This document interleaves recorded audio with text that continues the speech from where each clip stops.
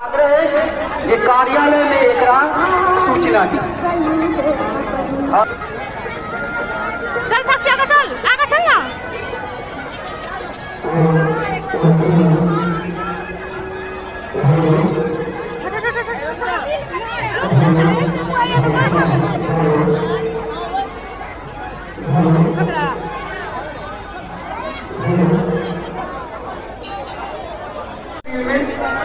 शौचालय बनल है, पुरुष आ महिला दोनों समूह कोई शौचालय के